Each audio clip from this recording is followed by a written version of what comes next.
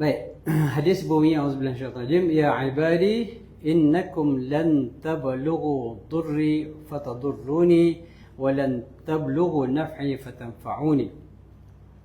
Yang bermaksud, wahai hamba-hambaku, sungguhnya kamu tidak sekali-kali mampu untuk memudaratkan aku, dan kamu juga tidak sekali-kali mampu memberi manfaat kepada kamu. Kamu tidak sekali-kali dapat memberi manfaat kepadaku sehingga kamu dapat memberi manfaat kepadaku. Artinya apa yang disebut dalam hadis kursi ini, ya, bahawa kuasa mutlak itu terletak kepada Allah Subhanahu wa taala. Sehebat mana kita tak akan boleh sama sekali untuk melakukan sesuatu yang boleh memberi mudarat kepada Allah Subhanahu wa taala. Sama juga apa saja yang kita buat, kita sama sekali tidak boleh memberikan manfaat kepada Allah Subhanahu wa taala. Jadi apa hubungan hadis ni dengan kehidupan manusia? Pertamanya, Allah SWT memberi pesan berdasarkan apa yang kita dapat fahami daripada hadis ini, bahawa manusia tidak boleh sama sekali ujub atau rasa hebat dengan segala apa yang dilakukan. Ya? Kenapa? Kerana segala-galanya adalah milik Allah Subhanahu wa taala. Okey. Kerana apa? Ni kita datang hari ni dekat surau, kita jadi Islam, bukan kita hebat tuan-tuan.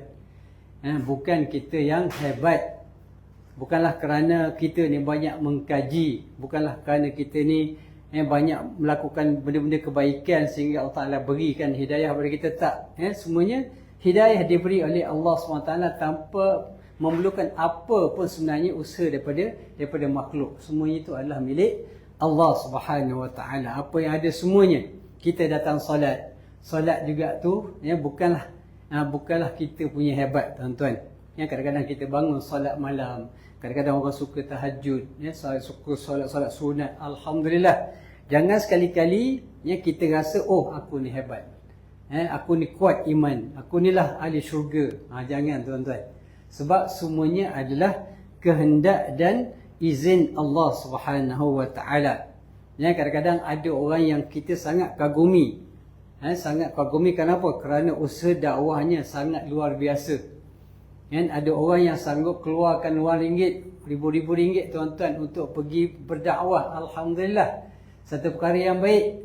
Dan ramai juga yang masuk Islam dengan sebab dakwah yang disebarkan. Tapi jangan sekali-kali kita rasa, oh, ini sebab akulah yang berdakwah, akulah ni. Akulah yang pergi ke sana kemari, yang sampaikan dakwah hingga ke ramai orang masuk Islam. Jangan sekali-kali, tuan-tuan. Sebab apa? Sebab yang bagi hidayah adalah Allah Subhanahu wa taala. Kalau kita tengok hari ni, tuan-tuan, ya, walaupun ramai orang yang menentang Islam, walaupun ramai orang tak berdakwah pun, kalau kita tanya diri kita sendirilah, tuan-tuan, berapa persen kita punya saham orang-orang yang memeluk Islam atas dunia ni? Tak payah atas dunia lah, dunia tu jauh sangat. Dekat kawasan kita, dekat kawasan taman kita, dekat kawasan daerah kita, dalam negeri kita, berapa persen sumbangan kita, ya, untuk membawa manusia kepada Allah Subhanahu wa taala? Tuan-tuan, kita pakat-pakat fikir. Dan apa sumbangan kita untuk bawa manusia? Walaupun usaha kita tidaklah semestinya memberikan hasil, tapi nak tanya diri kita sendiri, berapa banyak kita dah buat untuk Islam? Kan? Berapa kali kita jumpa orang yang bukan Islam untuk menerangkan tentang Islam? Yang berapa kali kita melakukan perkara-perkara yang dituntut kepada kita, ada sudut amal ma'rufnya, suruh benda-benda baiknya, mencegah benda-benda mungkarnya. Berapa banyak kita buat? Hatta kalau kita buat pun, kalau kita buat, tak buat satu hal, yang tak buat satu hal, yang buat pun satu hal juga. Yang buat ni kadang-kadang ada rasa ujub, rasa hebat. Ni pun masalah juga. Jadi kedua-duanya kena dilakukan dengan cara yang dituntut oleh Allah Subhanahu Wa Taala. Buat apa yang terbaik yang kita disuruh, dan jangan sekali-kali kita rasa kita hebat. Kerana kehebatan itu semata-mata adalah datangnya daripada Allah Subhanahu Wa Taala. Ada orang yang bersedekah, suka sangat sedekah. diberikan Allah Ta'ala harta benda, kan, apa saja bila ada je program-program, dialah antara orang yang pertama buat masjid, buat surau, dialah orang yang pertama yang paling banyak memberi sumbangan. Okey, contohnya. Tetapi jangan sekali-kali diungkit. Nanti kadang-kadang ada masalah tuan-tuan, ya. Kadang-kadang dalam AJK surau, AJK masjid kadang-kadang timbul benda ni. Kan? Contohlah tuan-tuan, ini tak ada kena-mengena dengan kita lah, secara umumnya, kan? Dia contohnya dia pengasas lah kepada surau atau masjid tu. Contoh tuan-tuan, tiba-tiba lama kelamaan orang ambil alih pula surau dia, kan? Orang tolak dia ke tepi. Dulu pengerusi contohnya, dulu ketua itu ada jawatan dalam surau, ada masjid contohnya, kan? Tiba-tiba dia tolak orang kerana orang tak nak kat dia. Contohlah, dia pun mulalah ungkit. Dulu tak ingat ke dulu saya lah yang paling banyak menyumbang kat surau dulu. Saya lah yang mengasaskan, saya lah jumpa orang tu, orang ni. Ini tak betul tuan-tuan. Ini namanya ujub, rasa diri hebat. Ya, sedangkan semuanya itu yang kita buat sebenarnya bukanlah untuk Islam pun secara umum, bukan untuk Allah pun sebenarnya. Ya, sebab yang beri semuanya itu adalah Allah Subhanahu Wa Taala. Jangan kita rasa, bila aku buat begini-gini, maka berkembanglah Islam. Bila aku buat gini, maka bergeraklah surau, majulah surau. Bila aku buat gini, semuanya akan cantiklah. Tidak, tuan-tuan. Tak boleh kita kata macam tu. Bila kita kata macam tu, kita seolah-olah mengatakan sebab kita lah maka berlaku demikian. Seakan-akan kita menafikan kekuasaan Allah Subhanahu Wa Taala. Ya? Jadi itu perlu tuan-tuan. Ya, bila kita buat apa-apa, kita tegur orang buat jahat, contohnya kita ajak orang masuk Islam apa segalanya, jangan kita rasa kita dah bantu agama Allah sebenarnya. Ya, sebab Allah sebenarnya tak perlu bantuan kita pun. Tuan-tuan, Allah tak perlu bantuan kita pun. Kita tak buat apa-apa pun, Islam akan terus berkembang. Macam saya tanya tadi lah, berapa peratus usaha kita untuk bawa Islam. Tak buat apa-apa pun kita ada sebenarnya. Ya, tuan-tuan? Ya. Sila bang. Ya.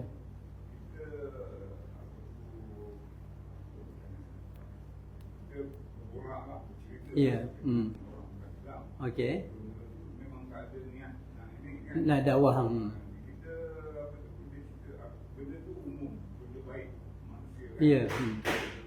Tapi kita selit lah, kita kata Betul. dalam Islam, dia kalau dalam Islam lah, tajuk tu kan. Ya. Contohnya katakan orang Islam pun berderma juga. Okey. Sambung saja lah. Dalam Islam, kalau kita berderma, kita dapat pahala. Betul. Dakwah lah tu. Dakwah lah tu. Tapi dia tak tahu yang kita dakwah pada dia. Tak perlu tahu. Yang penting mesej yang baik sampai. Dakwah ni dia kadang-kadang ada dalam bentuk yang orang kata direct, ada yang indirect. Indirect ni tuan-tuan, kita tak buat apa-apa pun, kadang-kadang tak bercakap pun. Tapi akhlak kita tu menjadi dakwah, menjadikan orang yang bukan Islam tertarik dengan Islam. Contoh kita dengan jiran kita lah. Contoh daging korban lah, kita bawa korban lepas kan. Kemudian kita ada daging lebih. Dan orang-orang Islam pun yang perlukan daging korban tu dah orang kata dah bagi semua dah. Kita ada dah lebih lah 4-5 kilo. Boleh tak kita bagi kat orang bukan Islam? Boleh. Boleh majoriti ulama mengatakan boleh kita bagi atas asas rahmah Islam. Ya? Mana dakwah tak tu? Dakwah. Kita tak perlu kita orang Islam kena bagi orang tak bukan Islam. Tak payah cakap pun tuan-tuan. Kita pergi dia tahu, kita pergi tu dia tahu dah kita Islam. Bila kita bagi dia automatically akan nampak keindahan Islam walaupun kita tak cakap apa-apa pun. Hari ini saya selalu bercerita dengan kawan-kawan, sahabat-sahabat, kadang-kadang dekat student pun, yang kenapa hari ini orang yang bukan Islam dekat Malaysia ni tak berapa minat dengan Islam dekat Malaysia berbanding dengan orang-orang luar negara. Kalau kita rate dekat US, UK, orang masuk Islam lagi tinggi sebenarnya berbanding kita dekat Malaysia ni. Walaupun kita majoriti Islam. Sebab apa? Antaranya, bukan satu-satunya sebab lah. Antaranya kerana orang Islam gagal menunjukkan contoh yang baik kepada orang bukan Islam. Contohlah, antara contoh tuan-tuan. Antara contohnya kita kadang-kadang bersifat terlalu kasar dengan orang bukan Islam. Contohnya. Ataupun kadang-kadang kita melihat orang bukan Islam itu sebagai musuh kita. Bila kita anggap musuh, maka kita treat dia, kita layan dia sebagai musuh.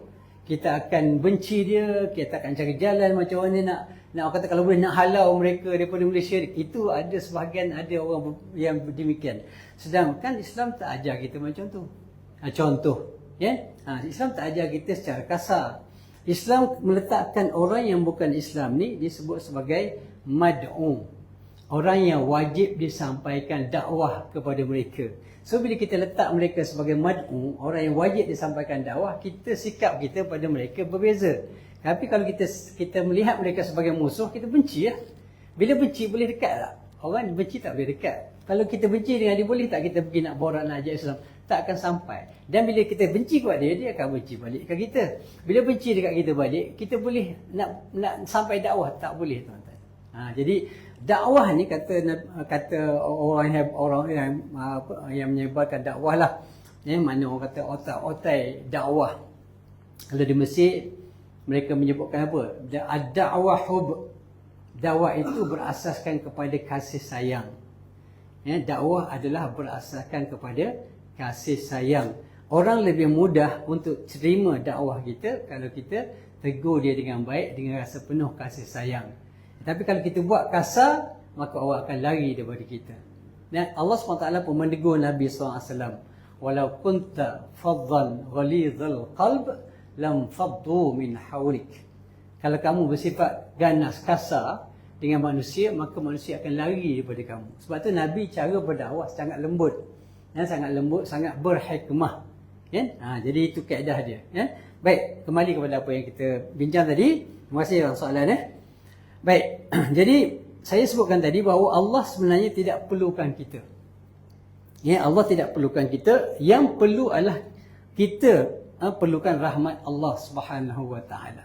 Kalau kita tak buat apa-apa pun, Allah Taala boleh beri hidayah kepada manusia-manusia tanpa ada sedikit pun sumbangan daripada kita. Tapi kenapa Allah Taala suruh kita buat? Ud'u ila sabili rabbika. Hendaklah kamu menyampaikan dakwah kepada Tuhan kamu, jalan Tuhan kamu. Contohnya, Allah Taala suruh kita berdakwah. Wal takum minkum ummatun yad'una ilal khair.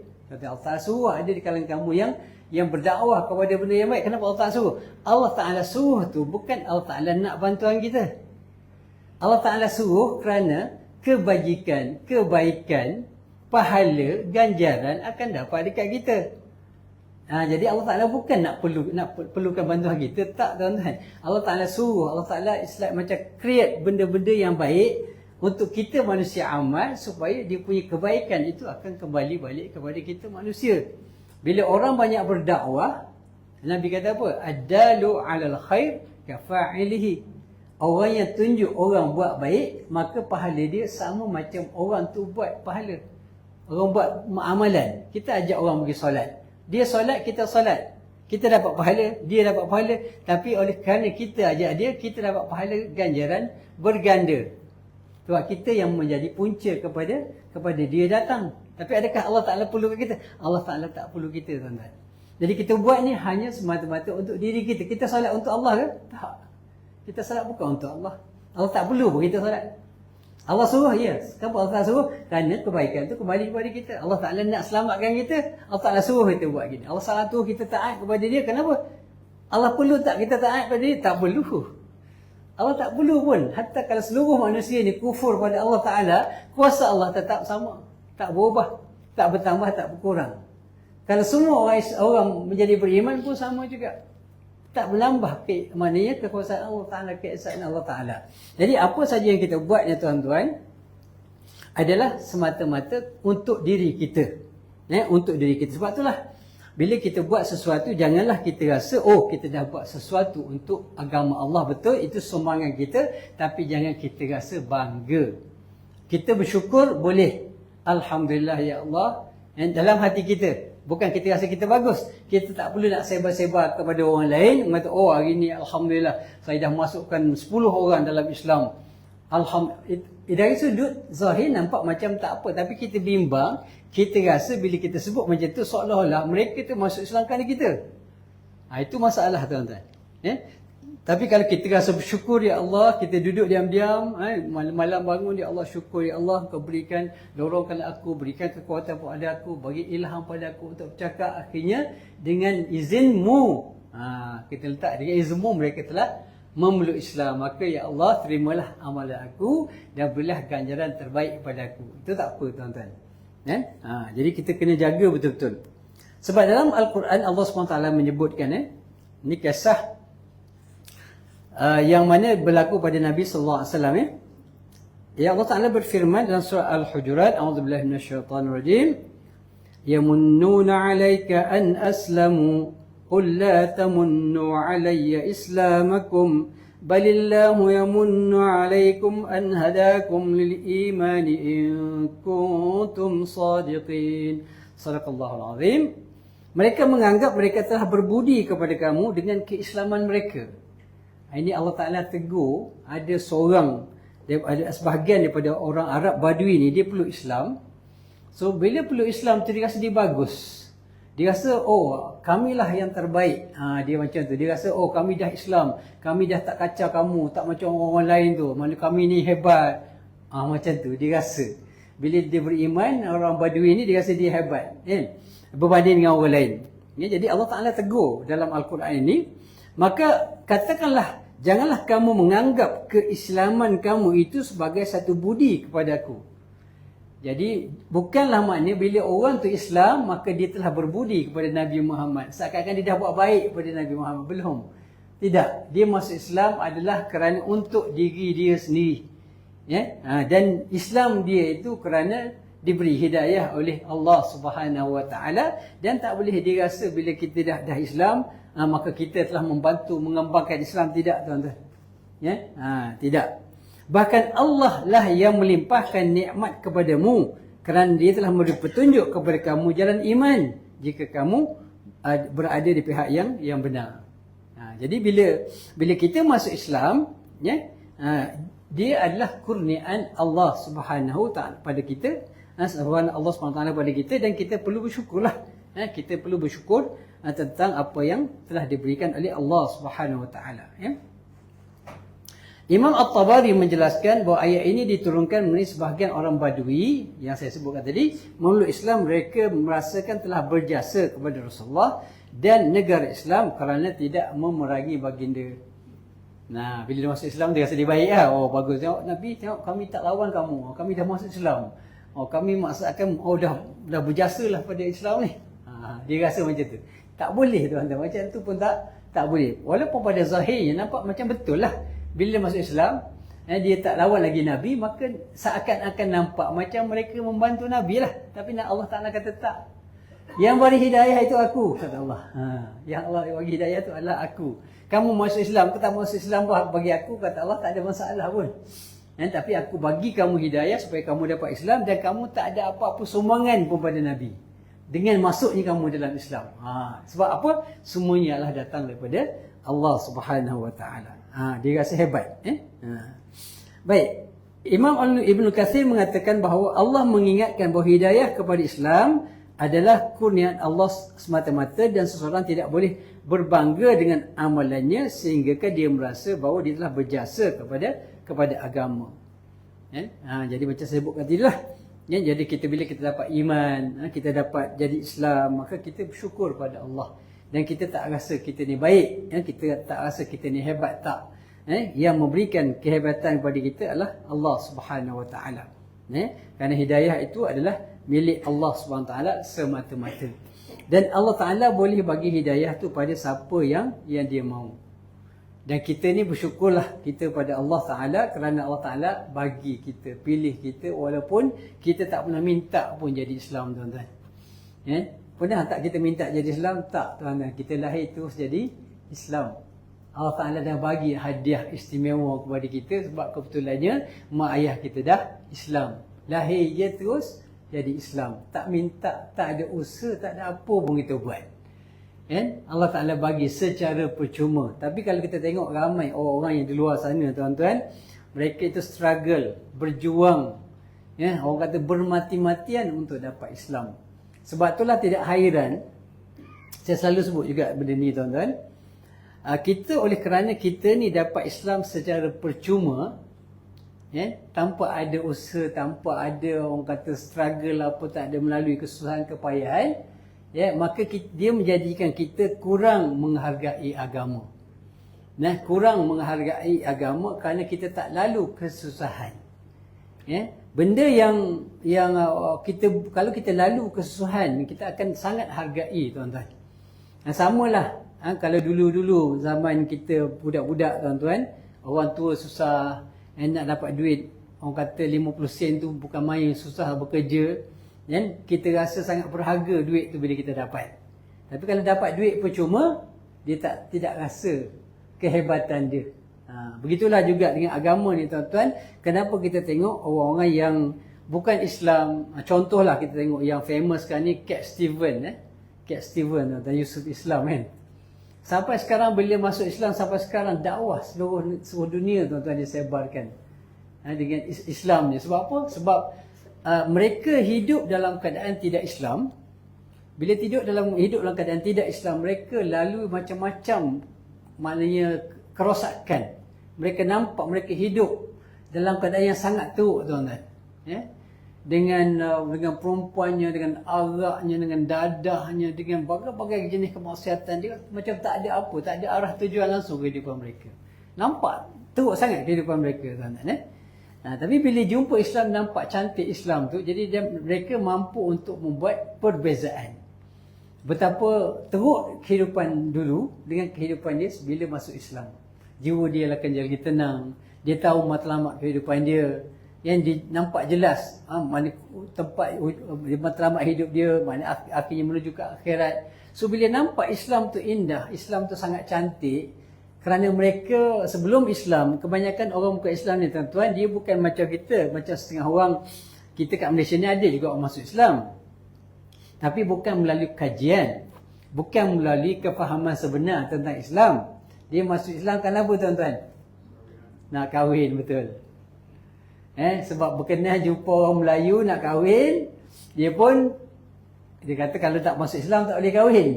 Dia pun masuklah Islam. Sehari 2 hari sebelum kahwin, masuk Islam, mengucaplah dia. Masuk Islam. Bila masuk Islam, dalam keadaan dia tidak faham sangat Islam, keyakinan tidak kuat tentang Islam. Jadi akhirnya, bila berlakunya perceraian, dia pun juga bercerai dengan Islam. Banyak berlaku, tuan-tuan. Jadi masuk Islam kena jelas betul-betul. Masuk Islam tu kerana keyakinan. Sebab tu orang yang kita tengok di luar negara, bahkan Malaysia pun ramai juga orang yang macam ni, yang convert, yang revert tu, mereka kaji betul-betul Islam, mereka faham betul-betul Islam, dan kadang-kadang mereka sangat menyesal kerana mereka masuk Islam lewat. Kenapa, tuan-tuan? Kerana mak ayah mereka dah meninggal dunia. Ada kita dengar yang sahabat-sahabat kita yang meluk Islam menangis, tuan-tuan, sedih, sebab mak ayah dia tak sempat masuk Islam. Tapi nak buat macam mana, kan?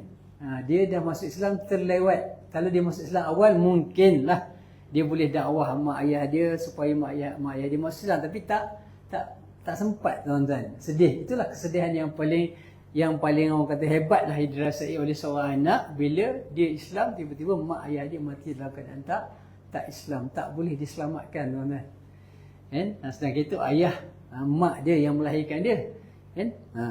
Jadi kalau orang yang benar-benar faham tentang Islam, dia melihat keindahan Islam, maka dia akan tidak berhenti untuk kongsi tentang kebaikan Islam, ajak orang masuk Islam, sebab dia nampak kehebatan Islam. Jadi kita ni kenapa kurang bersemangat untuk cerita pasal Islam? Kerana kita melihat bahawa agama ni dia macam tak ada begitu bernilai pada kita. Kita memang benda tu bernilai, tapi kita tak nampak. Kita tak rasa dia bernilai. Kita tahu dia bernilai. Islam ni orang, kalau tak Islam, tak masuk syurga kita.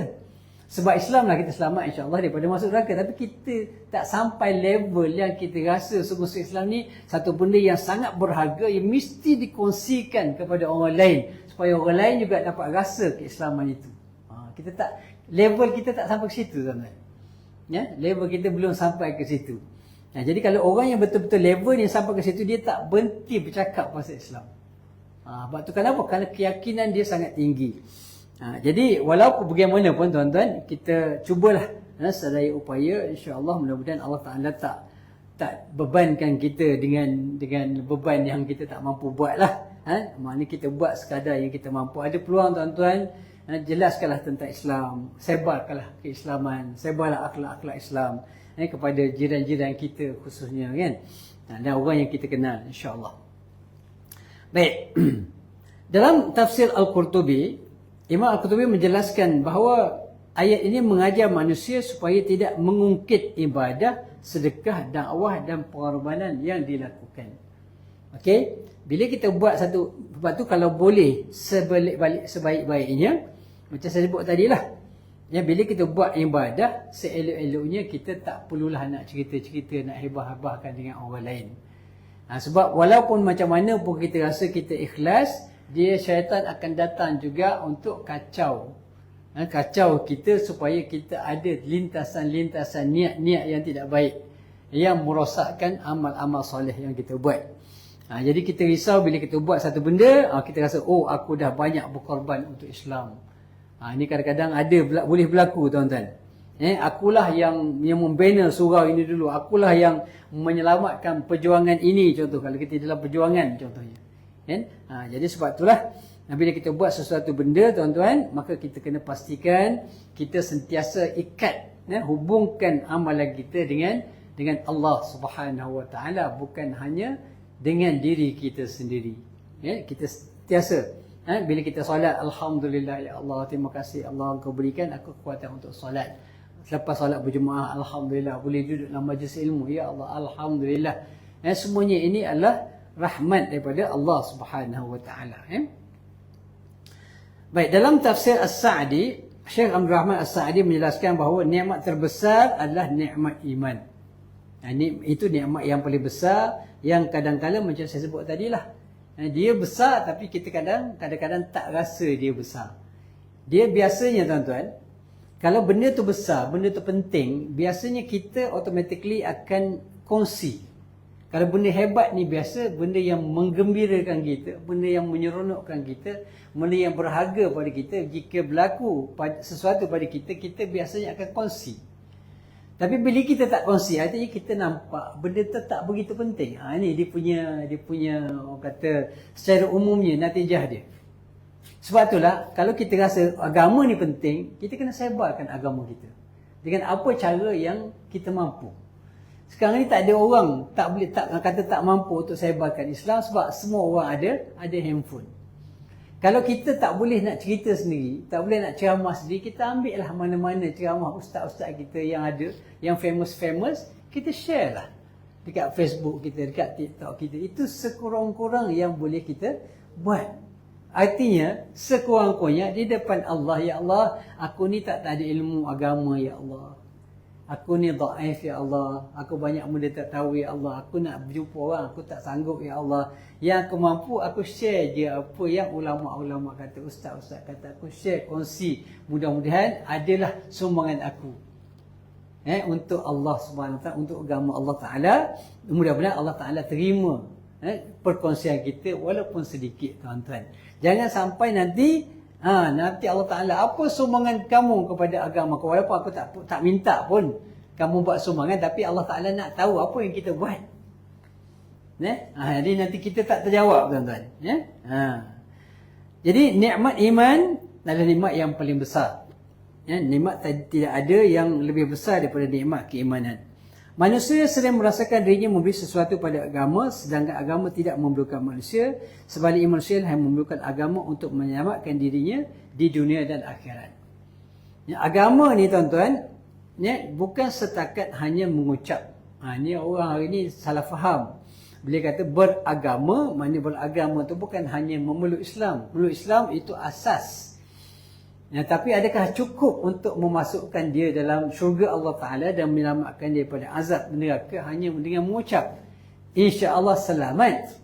Kalau ada akidah yang betul, selamat. Tapi kita tak naklah selamat selepas dibakar dalam neraka.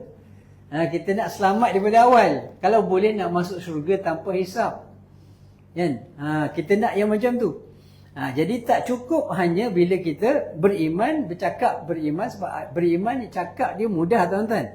Tapi nak jadikan orang yang benar-benar beriman, benar-benar beramal, itu yang payah. Kita ambil contoh yang mudah lah. Nak solat pun ramai yang tak solat sebenarnya daripada yang solat tuan-tuan. Berdasarkan survey yang dibuat oleh para pengkaji, dia kata majoriti tak solat tuan-tuan. Majoriti lebih besar yang tak solat daripada yang solat.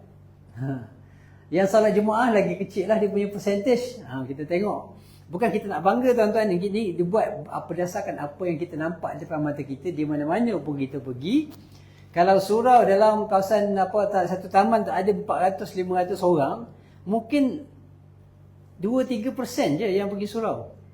Itu nak ceritanya betapa maknanya benda ni bukan satu benda yang orang kata benda yang hanya berlaku di tempat kita lah. Dia mengatakan tempat macam tu. Di masjid pun, kalau masjid lagi lah, Korea masjid tu ribu-ribu orang.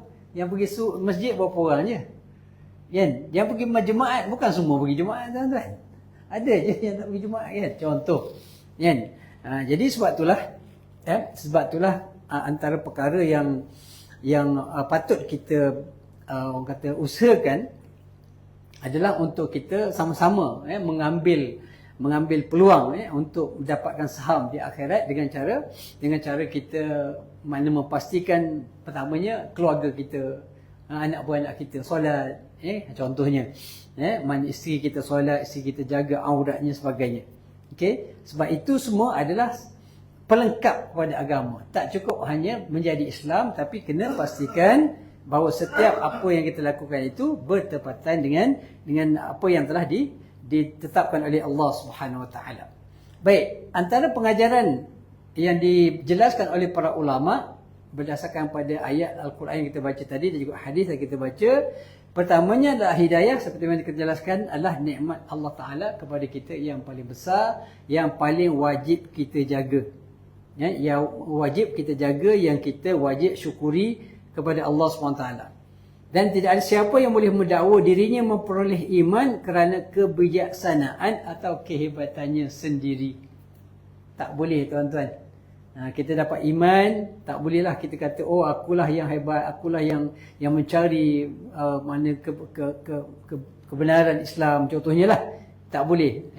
Hidayah adalah nikmat yang diberikan oleh Allah Subhanahu Taala kepada kita, hadiah. Macam saya sebutkan tadi, kita tak minta pun Allah Ta'ala bagi secara percuma. Patut-patut sangat kita bersyukur. Yang kedua, jangan sekali-kali kita mengungkit amal-amal soleh yang kita lakukan. Kerana Allah Ta'ala membenci sikap mengungkit jasa terhadap agama, masyarakat dan juga terhadap individu. Sebab dia akan merosakkan amalan kita. Kalau kita buat satu benda kebaikan, kita pejam mata, orang kata lupakan terus. Jangan kita ungkit-ungkit lagi. Kita pernah bagi sumbangan. Sebab apa?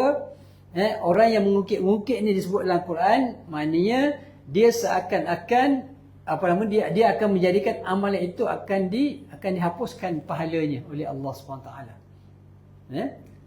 Alladzina yunfiquna amwalahum fi sabilillah thumma yatbi'una ma anfaqu mannan wala adha.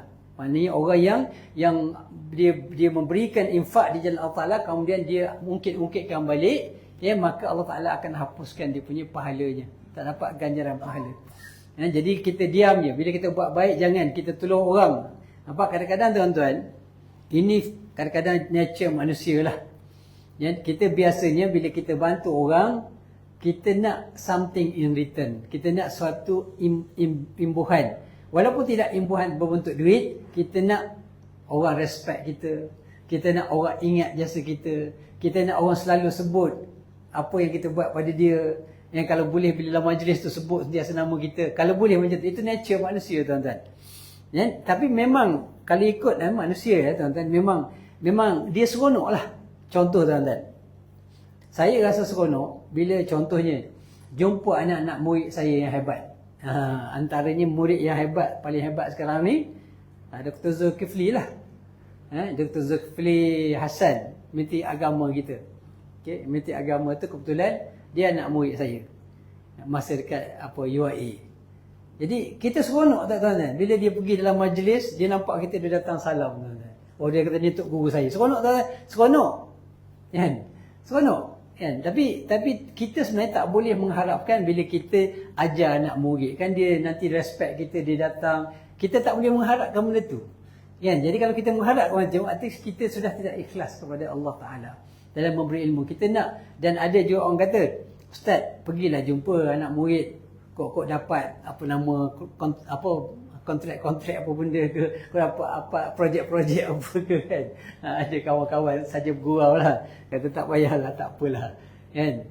Jadi kita mengajar tu kebetulan dia jadi student kita, dan Allah Taala bagi kehebatan kepada dia, naik pangkat cepat lah, naik je sampai jadi menteri kan. Tapi kita berbanggalah dari satu sudut, kerana walaupun kita cuma mengajar satu subjek je dia, tapi dia mengiktiraf kita, memang fitrah manusia dia seronok. Tapi jangan kita orang kata makna merasakan akulah sebab, tak boleh tuan-tuan. Tak ada apa pun, kita apa je kan. Contoh, tapi nature manusia dia suka orang sebut nama dia, tapi jangan jadi itu sebagai matlamat. Kalau kebetulan orang sebut, alhamdulillah, semuanya adalah kurniaan daripada Allah SWT. Sebab itulah bila orang puji kita, selalu kita digalakkan supaya kata apa? Hadza min fadli rabbi. Hadza min fadli rabbi. Bila orang puji, awak ni hebatlah, awak ni gini. Tak apa. Hadza min fadli rabbi. Semua ni adalah kurniaan Allah kepada aku. Aku tak ada apa, yang bagi adalah Allah SWT. Nak puji-pujilah Allah SWT, kerana segala-galanya datang daripada dia. Kita ni tak ada apa tuan-tuan. Baik. Kemudian yang ketiganya, jauhi sifat ujub. Sifat ujub macam saya sebutkan tadi lah, dia merasa diri hebat. Dia merasa dirinya bagus. Dan dia akan mula rasa orang lain tak bagus. Itu masalah. Dan ini di antara cara syaitan merosakkan amal soleh kita tuan-tuan. Dia ada satu lagi, riak. Riak ni dia buat satu benda, nak tunjuk-tunjuk dekat orang, nak suruh orang puji. Kalau dia solat malam contohnya, dia pun cerita kat isteri dia lah, dia cerita kat isteri, malam tadi abang bangun solat tahajud, alhamdulillah. Isteri pun dah, baguslah abang, dia pun seronok. Kalau isteri dia buat tak tahu je, besok dia tak buat lah. Contoh, walaupun dengan isteri tuan-tuan, dia tetap dianggap riak kerana dia nak pujian. Kita buat ibadah kalau boleh sorok tuan-tuan. Bangun senyap-senyap. Kalau kita rasa tak nak kejut isteri kita bangun malam-malam, kita bangun senyap-senyap. Jangan sampai dia terganggu tidur dia. Solat siap diam, lepas solat tidurlah balik kalau nak tidur balik. Tak payah orang tahu. Biar yang tahu amal ibadah kita hanya Allah Subhanahu Wa Taala. Kita puasa tuan-tuan. Tak payahlah lagi, saya alhamdulillah hari ni saya berbuka puasa dengan keluarga, alhamdulillah, tunjuk pula makanan-makanan dekat situ, alhamdulillah, puasa sunat hari Arafah, alhamdulillah. Nampak bunyi alhamdulillah lah, betul lah dari satu sudut kan. Tapi kita risau termasuk nak tunjuk, aku je lah ni yang puasa kot, orang lain tak puasa semua ni, akulah yang hebat. Takut dia jadi macam tu tuan-tuan. Dia riak satu, tapi kadang-kadang dia tak ada riak. Dia tak ada nak tunjuk-tunjuk pada orang lain. Dah selepas lah dia tak ada riak. Okey, dia solat, dia tak cerita kat orang pun. Tapi diam-diam dalam hati dia rasa, aku seorang kot. Dekat seorang ni yang puasa kot, orang lain macam tak puasa je kan. Dia rasa dia hebat tuan-tuan. Bila dia rasa dia hebat, orang lain tak hebat, ujub, rosak juga amalan kita tuan-tuan. Jadi sebab itulah apa-apa pun amal-amal soleh yang kita buat, kita terus kaitkan dengan Allah Subhanahu Wa Taala dan cuba sorok seboleh mungkin amal-amal soleh kita tuan-tuan. Okey, yang keempatnya, perkara yang boleh kita pelajari, Islam tidak memerlukan kita. Allah tidak memerlukan kita. Yang perlukan Islam adalah kita. Yang perlukan Allah adalah kita. Kan? Jadi bila kita Islam, kenapa kita perlu Islam? Kerana dengan Islamlah kita jadi apa yang kita ada hari ini tuan-tuan. Kerana akidah kita lah, kita jadi orang-orang yang baik insya-Allah. Kerana akidah kita lah dia menyelamatkan kita daripada buat benda-benda yang diharamkan oleh Allah SWT. Kerana akidah kita lah kita boleh duduk sama-sama macam ni, berukhuwah, bersaudara antara satu sama lain. Semua itu datangnya daripada mana tuan-tuan? Datang daripada Islam. Islamlah yang mengajar kita, Islamlah yang memberikan kekuatan bagi kita. Jadi bila kita menjadi orang Islam, dia bukan, kita kata bukan itu sumbangan kita kepada Islam, tetapi dia adalah sumbangan untuk diri kita sendiri, yang mana ianya datangnya daripada Allah Subhanahu Wa Taala. Ya tuan-tuan, Allah Subhanahu Wa Taala, kalau sekiranya ada manusia yang tidak beriman kepada Allah, maka tidak boleh mereka sama sekali menyalahkan Allah atau menuduh Allah Ta'ala melakukan kezaliman kepada mereka kerana mereka ada pilihan. وَمَا ظَلَمُونَا وَلَكِنْ كَانُوا أَنفُسَهُمْ يَظْلِمُونَ. Kami tidak pernah menzalimi mereka, kata Allah, dan mereka lah sebenarnya yang menzalimi diri mereka sendiri. Kenapa? Kerana mereka tidak mematuhi perintah Allah, mereka tidak terima Islam sebagai agama mereka, maka sampai di akhirat nanti mereka akan diseksa bukan kerana Allah Ta'ala nak zalimi mereka, tetapi mereka menzalimi diri mereka kerana Kerana mereka telah membuat pilihan yang salah. Dan satu ayat lagi untuk yang akhirnya, kata Tuhan, ma yaf'alullahu bi'adzabikum in syakartum wa amantum. Apa yang Allah mahu lakukan dengan menjasa kamu jika kamu bersyukur dan beriman. Allah Ta'ala kalau boleh tuan-tuan, dia nak semua hamba-hambanya masuk syurga. Apa yang Allah Ta'ala dapat kalau menyeksa hamba-hamba dia? Tak dapat apa-apa. Allah Ta'ala sebut di sini. Apa yang Allah mahu lakukan dengan menyeksa kamu? Apa yang Allah Ta'ala dapat dengan menyeksa kamu? Tak dapat apa-apa pun. Tetapi jika kamu bersyukur dan beriman, kalau kamu bersyukur dan beriman, buat apa Allah Ta'ala nak seksa kamu? Jadi sebab itulah tuan-tuan dan Allah SWT, sekali lagi kita syukurlah pada Allah Ta'ala di atas nikmat iman yang Allah Ta'ala berikan. Mudah-mudahan kita semua dimatikan oleh Allah Ta'ala dalam iman dan dimasukkan dalam syurga Allah Subhanahu Wa Ta'ala, insya-Allah. Jadi tuan-tuan, itu saja perkongsian kita untuk malam ni. Mudah-mudahan ada kebaikannya yang baik daripada Allah SWT. Yang lemah yang kurang adalah kelemahan saya, minta maaf banyak-banyak. Aqulu qawli hadza wa astaghfirullah li wa lakum. Wassalamualaikum warahmatullahi wabarakatuh. Terima kasih.